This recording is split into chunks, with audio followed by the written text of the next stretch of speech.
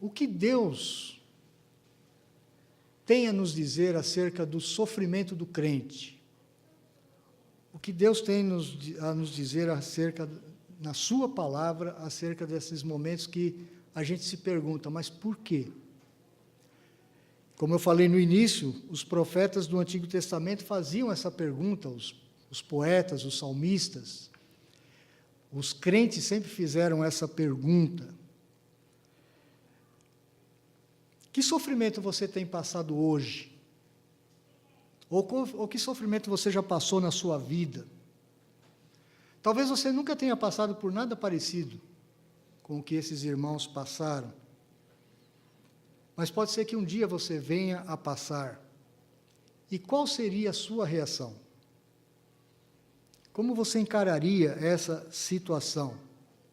Você já presenciou muitas coisas parecidas com essas? Há pouco tempo atrás, não sei quantos irmãos conhecem o reverendo Gildásio.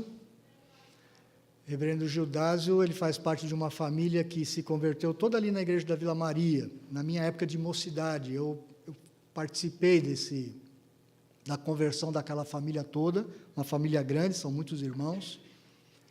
E eu vi aqueles jovens como eu crescerem, alguns se tornaram pastores, outros presbíteros, e as meninas crentes, todas crentes. E há pouco tempo atrás, uma delas, a Ritinha, uma jovem senhora, com 2 filhos pequenos, um marido maravilhoso, crente, os 2 crentes, servindo ao Senhor. Essa menina foi acometida por um câncer terrível. Todas as igrejas de São Paulo estiveram orando por eles, aqueles que tinham contato com a família ou através das redes sociais. Nós oramos alguns anos pela recuperação da Ritinha. Mas Deus resolveu levá-la, e ela morreu. E deixou os 2 filhos pequenos, com um marido amoroso, temente a Deus. E nós sabemos de muitos outros sofrimentos pelo mundo, meus irmãos. Quantos irmãos nossos hoje têm perdido as suas vidas por amor a Cristo em algum canto deste mundo? Vamos ler o texto da Sagrada Escritura e vamos ver o que Deus tem a nos dizer. Também o Espírito, semelhantemente, nos assiste em nossa fraqueza, porque não sabemos orar como convém, mas o mesmo Espírito intercede por nós sobremaneira, com gemidos inexprimíveis. E aquele que sonda os corações sabe qual é a mente do Espírito, porque segundo a vontade de Deus é que ele intercede pelos santos.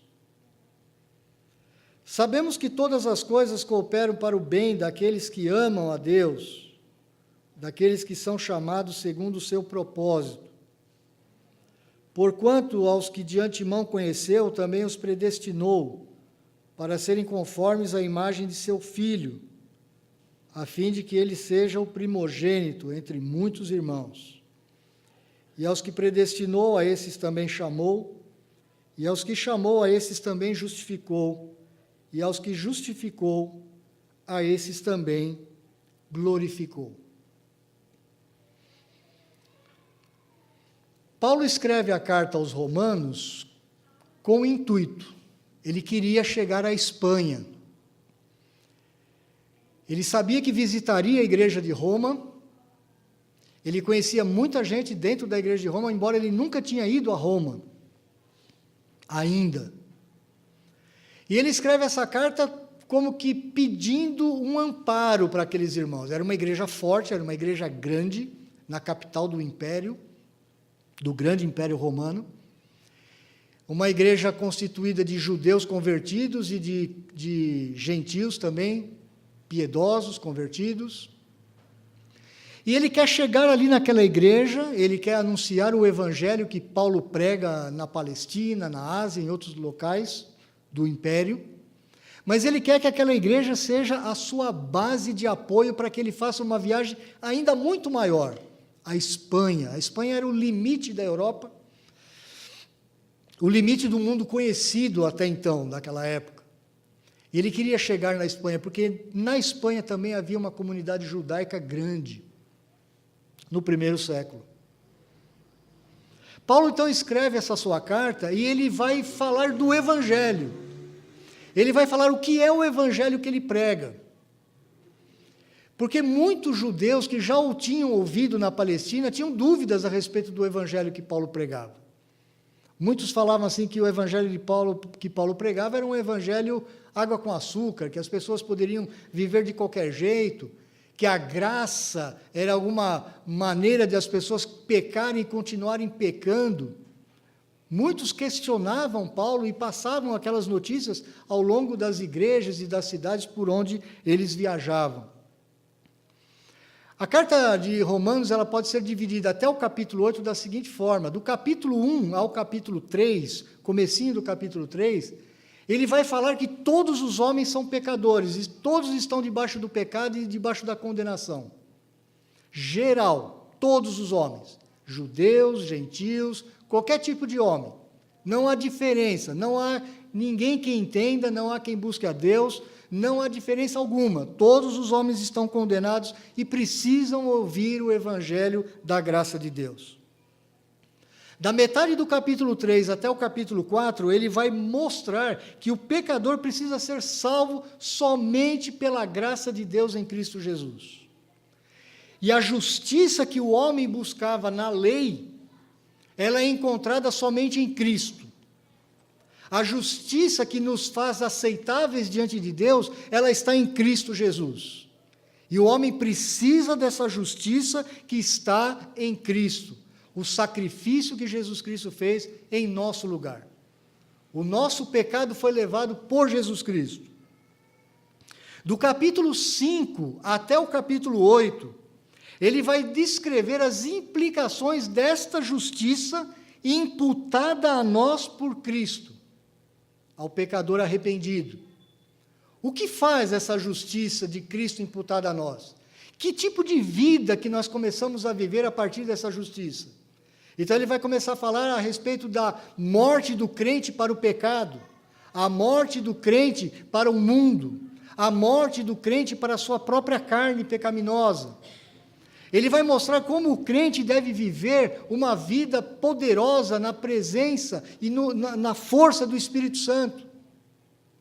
Como que o crente vai vencer as suas lutas diárias, porque não foi só ser justificado por Cristo, não adianta receber só a justiça de Cristo, mas eu tenho que vencer o pecado na minha vida do dia a dia. Então, ali do capítulo 5, ele vai fazer essa grande demonstração de como o crente vive vitoriosamente sobre o pecado. No capítulo 7 de Romanos, ele vai mostrar como que o homem sem Deus, o homem religioso, ele, embora tente agradar a Deus por si mesmo, ele nunca vai conseguir agradar a Deus. Ele não consegue, por mais que ele tente, pela sua religiosidade, ele não vai conseguir alcançar a justiça ou a justificação diante de Deus. Isso ele fala no capítulo 7. O capítulo 8, ele é como se fosse o ápice da carta. Ele é o cume da montanha. Paulo está fazendo um caminho como se fosse uma grande montanha. Ele começa lá embaixo no capítulo 1, 2, 3, ele vai subindo até chegar no capítulo 8. O capítulo 8 é o grande capítulo do Espírito Santo. É onde Paulo vai falar assim, ó, só existe um jeito do crente viver acima da sua carne, acima do pecado, como o crente pode viver vencendo o pecado, é pelo poder do Espírito Santo. Aqueles que estão em Cristo, eles não são condenados. Aqueles que estão em Cristo, eles têm o poder do Espírito à sua disposição para vencer o pecado. Então, o capítulo 8, ele faz uma descrição belíssima dessa ação do Espírito, que é um contraponto, inclusive, ao capítulo 7, e ele mostra como, pelo Espírito, nós podemos viver. O que eu quero dizer para os irmãos hoje é, como Deus nos dá segurança da salvação em meio ao sofrimento, através de um intercessor infalível e de um plano infalível. Repetindo, Deus nos dá segurança da salvação no meio do sofrimento, através de um intercessor infalível e de um plano infalível. Na verdade, esse trecho que eu li com os irmãos, de 26 a 30, ele faz parte de uma ideia maior que vai do verso 18 até o 30. Por que ele desenvolve essa ideia? Um pouquinho antes do verso 18 da carta aos Romanos, eu gostaria que você olhasse o texto, para você entender aonde eu quero chegar. Ele está falando dos vários privilégios que os crentes têm como filhos de Deus, como os recebedores do Espírito Santo. Um desses privilégios é nós sermos adotados como filhos de Deus. Nós passamos a ser herdeiros de Deus em Cristo. Então, tudo que Cristo recebeu do Pai, também nós vamos receber. No verso 16 do capítulo 8, ele diz assim: o próprio Espírito Santo, ele testifica com o nosso espírito que somos filhos de Deus.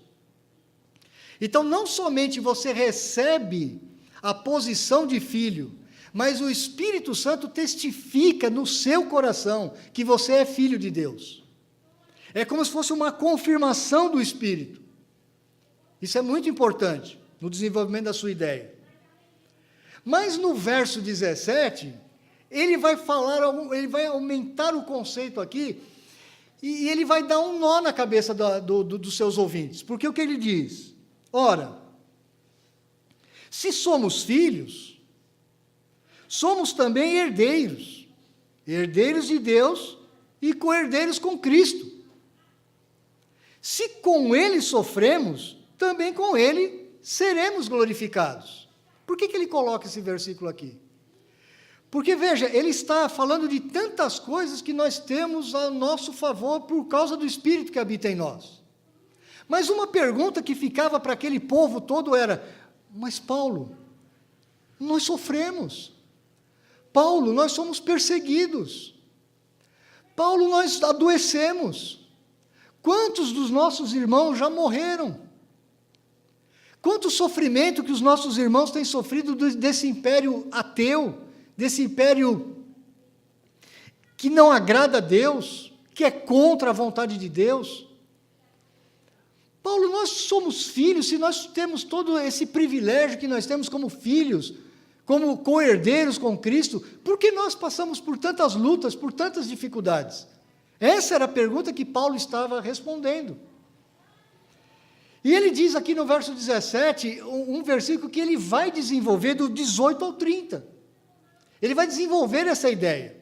Ele vai falar assim: olha, se nós somos filhos, nós somos também herdeiros, herdeiros de Deus, co-herdeiros com Cristo. Ou seja, tudo que nós recebemos por causa de Cristo. Agora, se com Ele sofremos, se nós sofremos por causa do Evangelho, se nós sofremos porque vivemos ainda num mundo, numa criação caída, você tem uma esperança, nós seremos também com Ele glorificados. O que ele está dizendo aqui? Olha, Jesus Cristo, Ele ressuscitou dentre os mortos. Mas vocês se lembram do sofrimento que Jesus Cristo passou nesse mundo? Vocês se lembram das dores que Ele sofreu? E tudo injustamente, porque Ele era um varão sem pecado. Ele era um homem sem pecado. Ele sempre agradou o Pai. E Ele passou por sofrimentos atrozes, físicos, emocionais, de abandono, de traição. Mas o pior sofrimento que o Senhor Jesus Cristo passou foi o fato de, nos momentos da cruz, Ele estar com o rosto do Pai virado contra Ele, por causa do pecado que Ele carregava de toda a sua igreja, de todos os seus eleitos. Esse foi o maior sofrimento que o Senhor Jesus passou. Porque durante toda a eternidade passada, Ele havia vivido em comunhão perfeita com o Pai dele, a quem Ele amava, a quem Ele reverenciava, a quem Ele obedecia, a quem Ele tinha uma plena comunhão. Nos momentos da cruz, Ele carregou todo o pecado da sua igreja sobre si. Ele carregou as agruras do inferno, o sofrimento do inferno, que era para ser meu e seu, Ele carregou sobre a cruz. Naquele momento, o Pai virou as costas para Ele, Por isso que ele sofria antes: Pai, por que me desamparaste? Deus meu, por que me desamparaste? Esse foi o maior sofrimento que ele passou.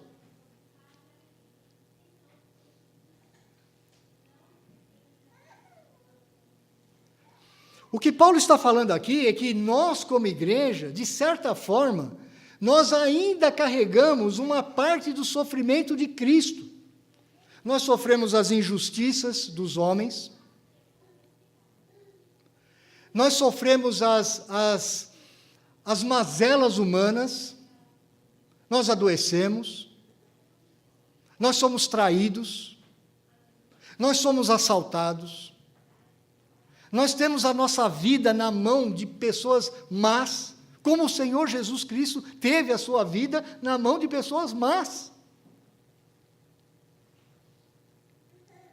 O que Paulo está nos dizendo é que, assim como nós sofremos com Cristo, as consequências de um mundo caído, de uma criação caída, de uma criação pecaminosa, mas você pode ter esperança que você também vai ser glorificado com Cristo. É isso que ele fala no verso 17. Assim como o Senhor Jesus Cristo agora, quando Paulo escreve a carta aos Romanos, o Senhor Jesus Cristo já está na glória, com o corpo glorificado, vivendo na presença do Pai novamente, e satisfeito por causa de tudo aquilo que ele havia feito pelo povo do Pai. Ele está dizendo para nós: olha, se alegrem, porque aquilo que Cristo Jesus conquistou também vai ser seu. Mas a pergunta que fica é: mas Paulo, e por enquanto? E enquanto não chega o dia? E enquanto não chega esse dia, o que a gente faz? Como é que a gente vive? Como é que a gente passa por esses momentos de lutas, de dificuldades? Do verso 18 até o verso 22, ele vai falar sobre alguns gemidos,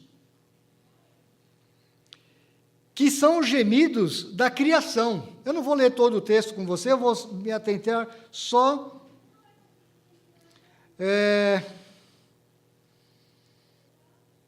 no verso 19, a partir do verso 19.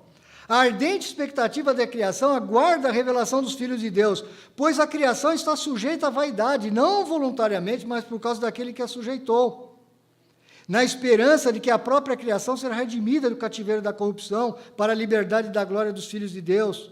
Porque sabemos que toda a criação, a um só tempo, geme e suporta angústias até agora. Meu irmão, a própria criação que Deus fez para que nós a administrássemos para a glória de Deus, essa criação, ela também geme. Ela também chora, ela também está aguardando a revelação dos filhos de Deus.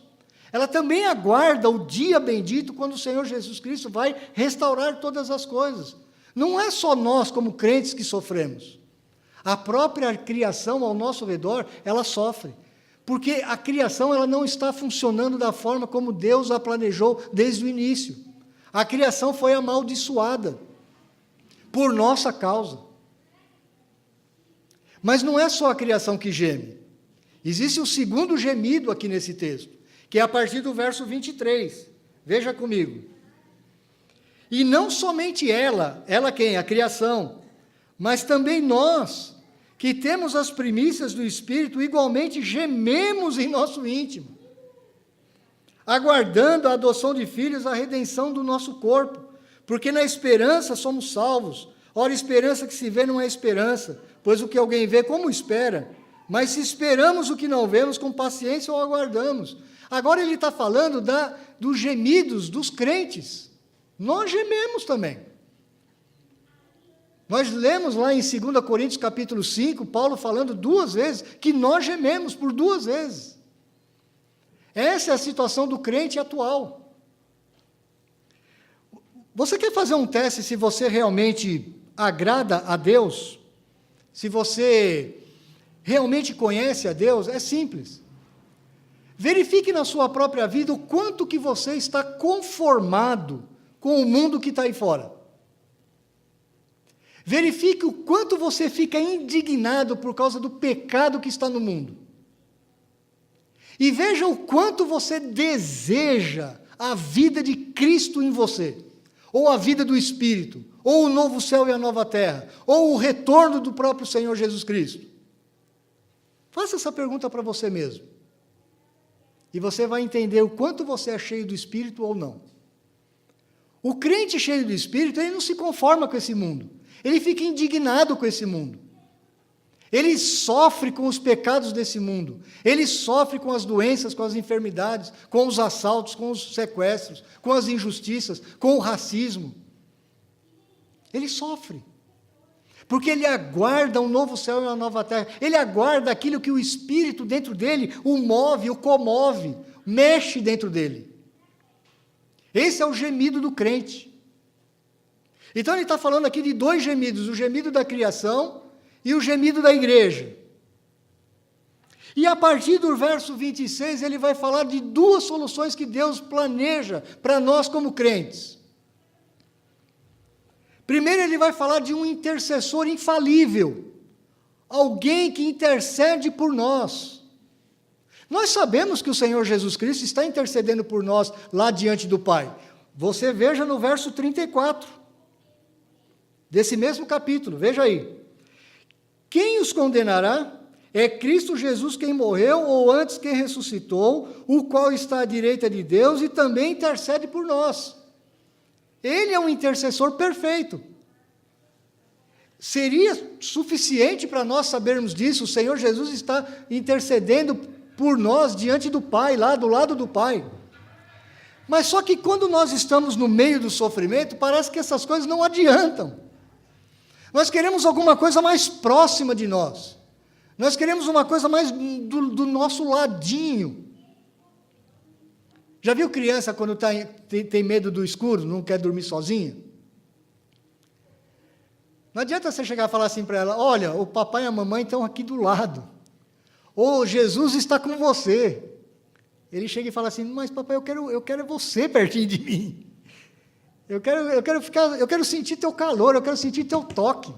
Tudo bem, eu sei que Jesus está aqui, a criancinha fala, mas eu quero sentir você do ladinho. Nós temos um intercessor, meus irmãos, infalível, que habita dentro de nós e que ora por nós nos momentos quando a gente não sabe nem o que pedir. Sabe esses momentos de grande sofrimento que alguns de nós passam? Nessas horas você não sabe nem o que pedir a Deus. Você diz, Senhor, mas qual que é a tua vontade? Eu nem sei qual é a tua vontade. É isso que fala os versos 26 e 27. Ele diz, também o Espírito, aquele mesmo Espírito que ele está falando desde o verso 1 do capítulo 8, o Espírito que nos dá tantas coisas maravilhosas, o Espírito que nos dá filiação, o Espírito que testifica com o nosso coração que nós somos filhos de Deus, esse mesmo Espírito, ele está dizendo, semelhantemente nos assiste em nossa fraqueza. E aqui não é fraqueza da fé, não. Essa palavra aqui significa a fraqueza humana. Nós vivemos em fraqueza, meus irmãos. Um dia dessa semana eu levantei, arrumei as coisas no banheiro lá de casa. De repente eu levantei assim, me deu uma tontura que eu perdi. Eu falei, eu vou desmaiar. Sorte que a cama estava bem próxima, assim, eu deitei na cama. Falei, caramba, quase. Quase fui. A nossa vida é frágil. Hoje eu posso estar falando aqui, amanhã eu posso nem levantar mais. A nossa fragilidade humana, meus irmãos, ela é uma coisa assim, tão clara, e ao mesmo tempo tão difícil de a gente entender.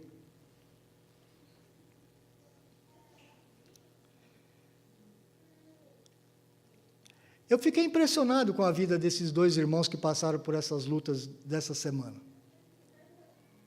Visitei Paulo muito firme na fé, muito seguro, graças a Deus pela sua vida.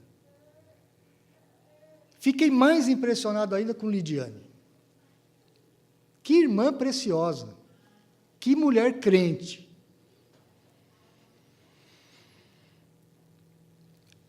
Ela me contando, um dia antes, quando eu fui a visitá-la, ela estava super bem, estava tudo tudo bem, bem com as crianças, bem com ela, está tudo bem. Estávamos só aguardando, como toda a igreja, o dia do nascimento dos trigêmeos. E ela falou assim para mim, nossa, os primeiros dias aqui no hospital foi difícil porque eu não conseguia entender por que eu estava parada aqui. Eu queria continuar trabalhando, eu queria continuar fazendo as coisas, tanta coisa para fazer. Eu falei assim, é o tempo de Deus para a sua vida. É o tempo que Deus fala assim para você, para um pouquinho. Você não vai conseguir fazer todas as coisas. Irmãos, é difícil às vezes para a gente, ainda mais pessoas muito ativas, pessoas que fazem muitas coisas, que têm muitas capacidades, é difícil às vezes para a gente entender que nós somos frágeis, que nós não temos controle sobre a vida, nós não temos controle sobre todas as variáveis, não temos. Nossa fraqueza, o Espírito Santo, ele nos assiste nas nossas fraquezas, mas como? Porque ele diz assim, porque não sabemos orar como convém. Aqui a ideia não é que, veja que Paulo está falando isso. Se você chegar a falar assim para mim, Pedro, você não sabe orar, mas você falar isso para o apóstolo Paulo, as orações mais lindas do Novo Testamento são dele, as orações mais profundas são dele. Como é que ele chega e fala assim, nós não sabemos orar como convém? Ele está se colocando no meio. Ele não está falando sobre palavras certas. Ele não está falando sobre orações bonitas. Ele não está falando nada disso. Ele está falando assim, olha, no meio do sofrimento, nós não sabemos o que pedir a Deus, porque nós muitas vezes não sabemos qual é a vontade de Deus para a nossa vida no meio do sofrimento. É isso que ele está falando. E é por isso que nós precisamos do Espírito Santo nessas horas. Até mesmo você não consegue orar, você não tem o que falar para Deus. Irmãos, a gente precisa admitir isso, às vezes a gente não tem força nem para agradecer, nem para louvar a Deus. Às vezes você está sem força alguma. Você já se sentiu assim? Eu já. Sabe quando você não tem força nenhuma, nem para abrir a boca? Parece que você não tem nada para falar com Deus. Nada, absolutamente nada. Mas ele diz que mesmo nessa hora, o Espírito Santo está ali, intercedendo dentro do seu coração. E como é que ele faz isso? Olha que coisa interessante. Ele intercede por nós sobremaneira, e sobremaneira aqui é uma palavrinha que dá uma ênfase enorme, com gemidos inexprimíveis. Algumas pessoas interpretam esse texto de forma errada, achando que isso aqui é falar em línguas. Não tem nada a ver com falar em línguas.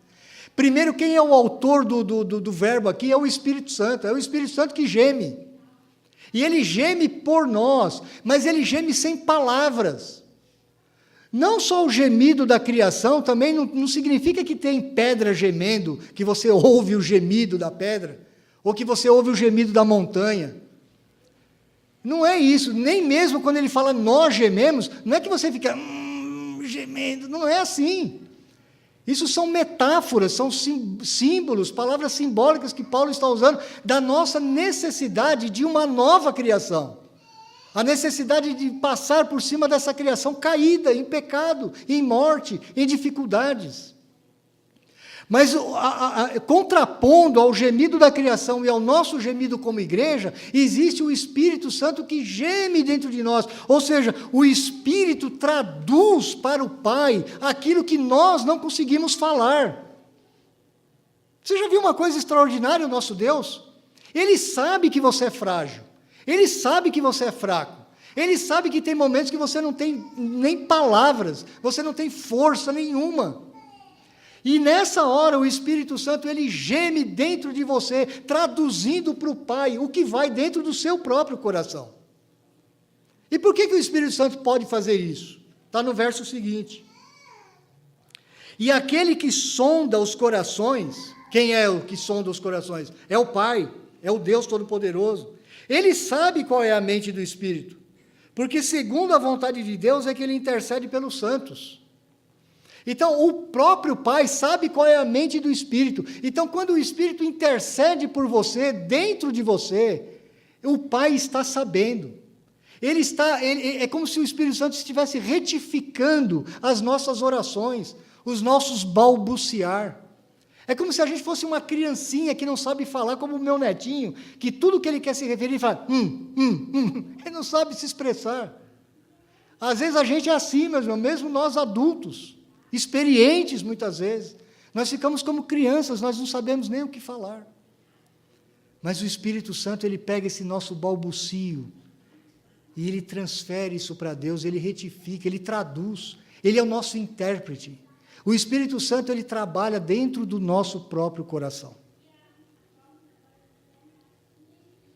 Então, meus irmãos, primeira coisa que eu quero que você entenda, no meio do sofrimento que você passar, tenha certeza, você tem um intercessor infalível trabalhando dentro de você. Não só o Senhor Jesus Cristo intercedendo junto ao trono de Deus lá nos céus. O Espírito Santo também intercede por você com gemidos inexprimíveis.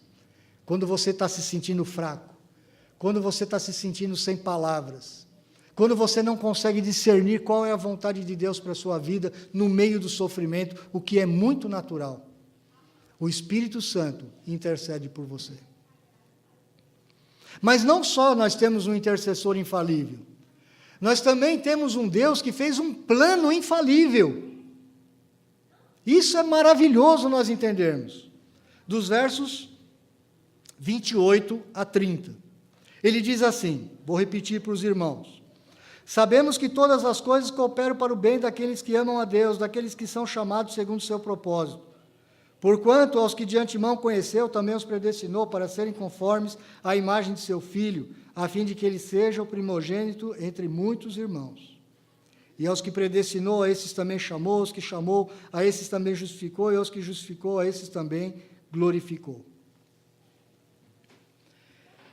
O verso 28, ele é muito mal compreendido por muitos setores da igreja evangélica. Ele diz assim: sabemos que todas as coisas cooperam para o bem daqueles que amam a Deus. Aí as pessoas olham esse texto sem prestar atenção nele, e elas pensam assim, bom, está vendo? Tudo que Deus faz é para o meu bem. Mas não é isso que o texto está falando. O texto está falando que tudo aquilo que Deus planejou na sua vida, mesmo que sejam coisas más, elas vão servir no futuro para o seu bem espiritual. Porque esse verso ele não pode estar dissociado do verso seguinte.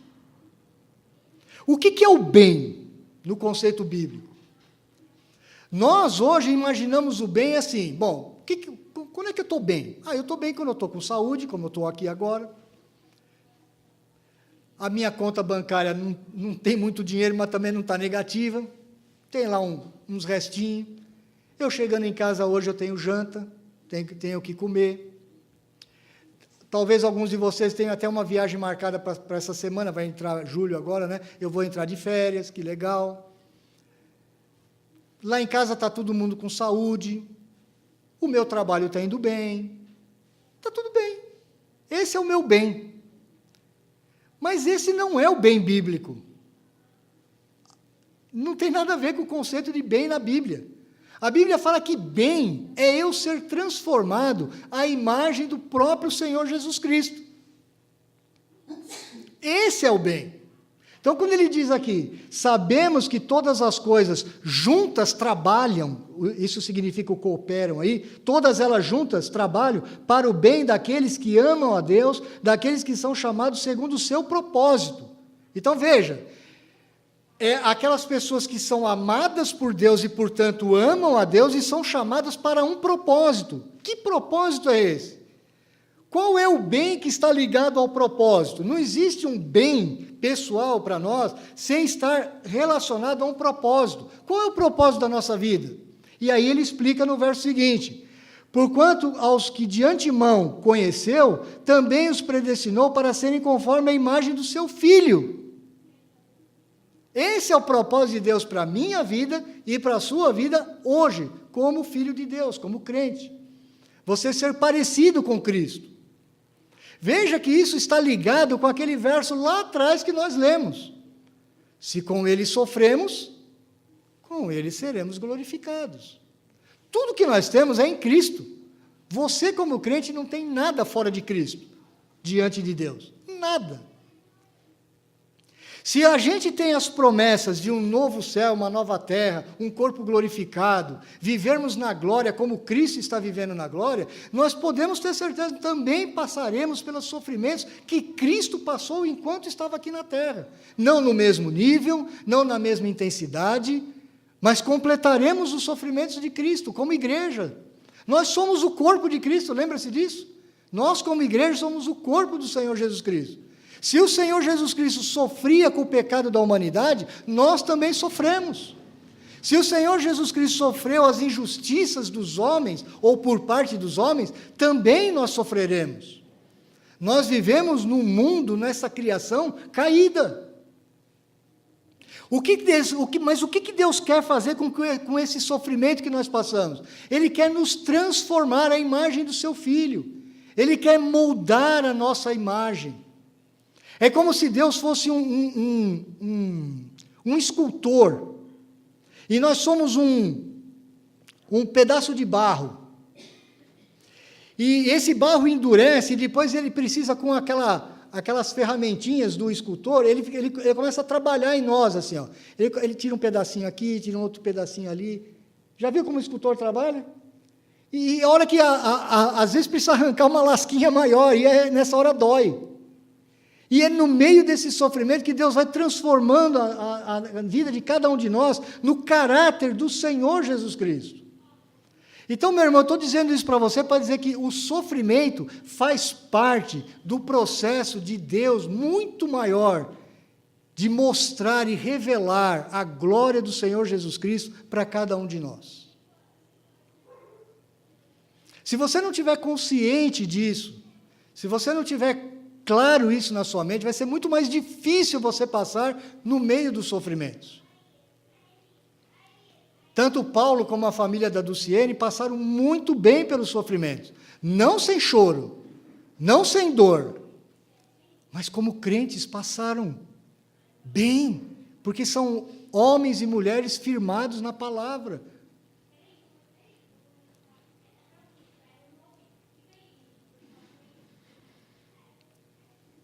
Como é que eu tenho a garantia de que esse plano de Deus vai se cumprir? Ele vai explicar aqui, tanto no verso 29 como no verso 30. Veja bem. Porquanto, ele está explicando, por que isso vai funcionar desse jeito? Porquanto aos que de antemão conheceu, também os predestinou para serem conformes à imagem de seu Filho. Ou seja, Deus ele tem um plano que está muito acima de toda a história da humanidade.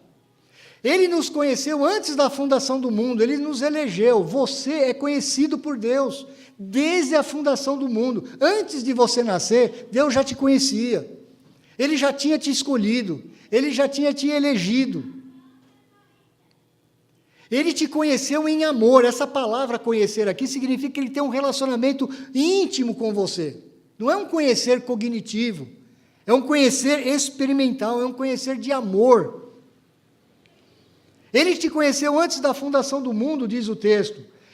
E aos que de antemão conheceu, Ele também os predestinou para serem conformes à imagem do seu Filho. A esses que Ele conheceu, Ele também predestina para serem parecidos com o seu Filho. Ele é o primogênito dentre os mortos. Ele é o primogênito da nova criação. Ele é o primeiro, Ele tem a primazia. Nós somos os seus irmãos, nós somos aqueles que o seguem. Nós vamos ter os mesmos privilégios que Cristo tem hoje na glória.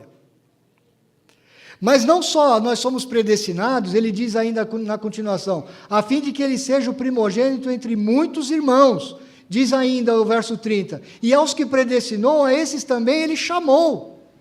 Quando você vê o conheceu e o predestinou, você fala assim, mas isso está muito longe de mim, isso é muito teológico, isso está muito distante, isso parece que é lá na eternidade, é verdade, mas Ele te chama hoje, Ele te chama na história, Ele te chama um dia na tua vida.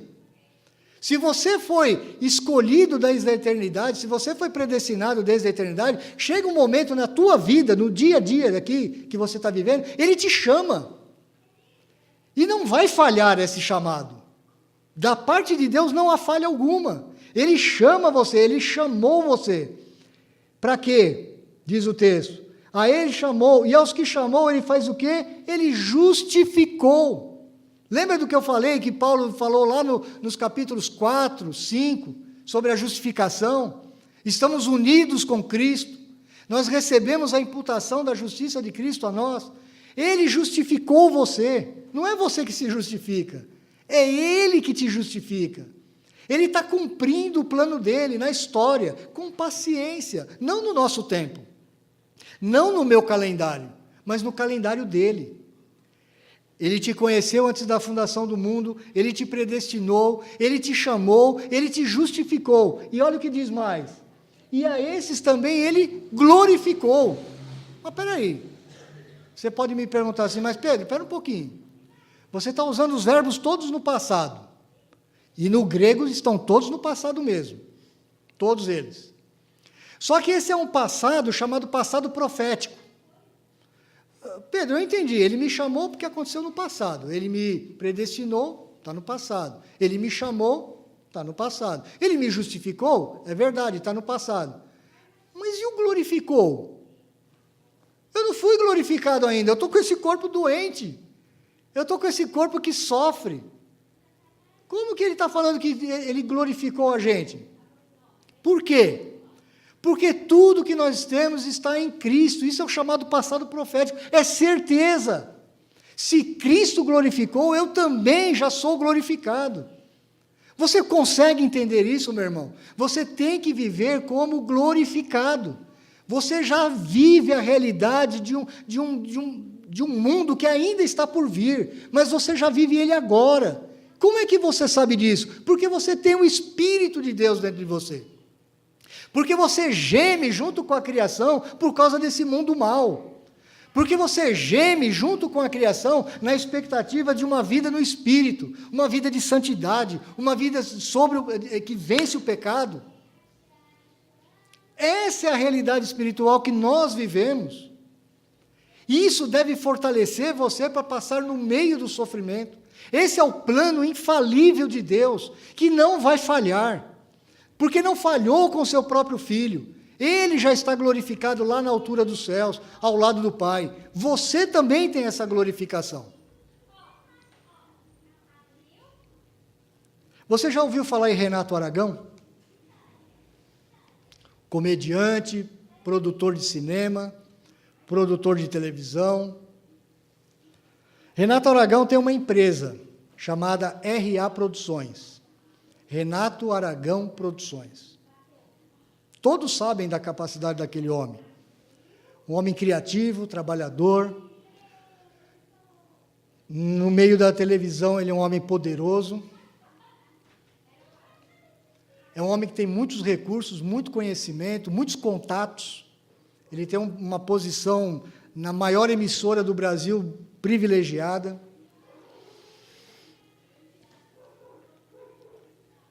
Renato Aragão, ele tem uma filha. Tem talvez mais que uma filha, mas ele tem uma filha chamada, eu posso até errar o nome dela, que às vezes eu confundo com a Vivian lá, Livian Aragão. Eu não a conheço, não sei se ela é uma boa artista, não sei se ela canta, o que ela faz, não sei nada dela. Mas eu sei de uma coisa. Renato Aragão tem usado todos os recursos que ele tem, toda a influência, todo o seu poder financeiro, poder de televisão, poder de relacionamentos, tudo que ele pode, ele faz para que aquela menina se projete como uma grande artista, uma pessoa de importância.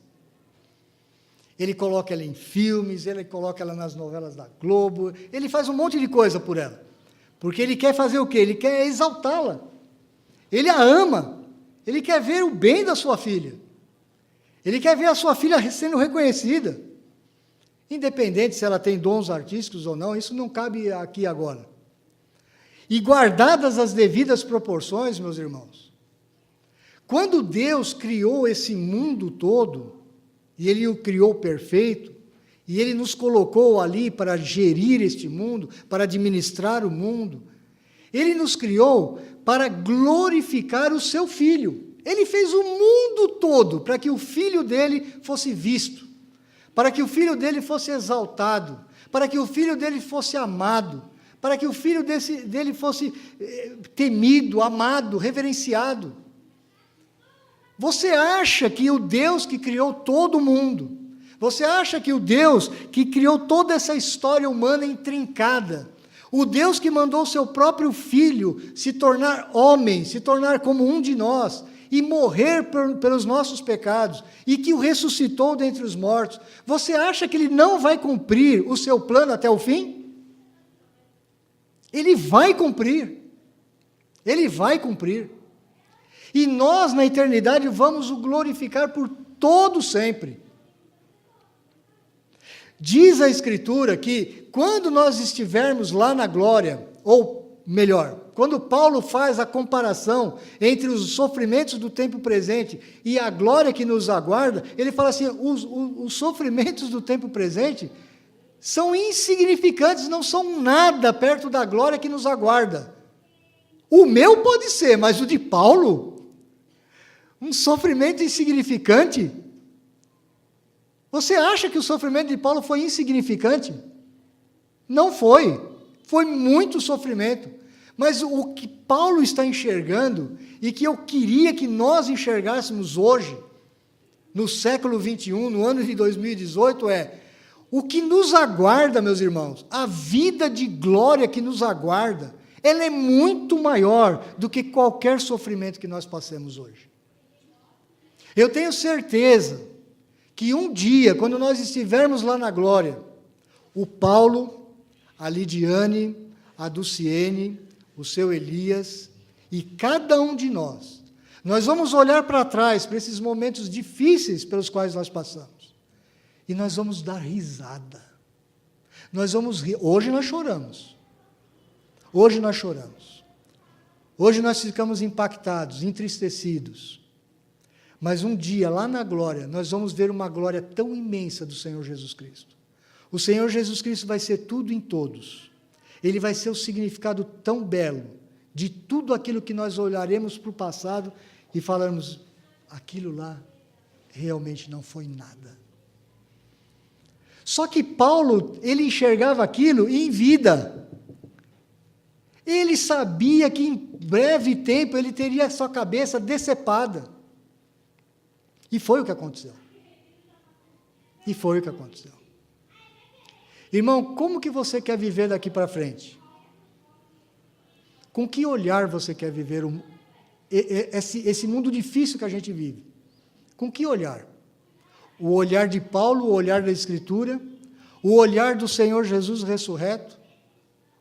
Ou você quer olhar simplesmente só para as agruras dessa vida, para os sofrimentos dessa vida? Você faz parte de um plano infalível de Deus. Você tem um intercessor infalível. Você pode viver vitoriosamente no meio dos maiores sofrimentos. Vamos orar.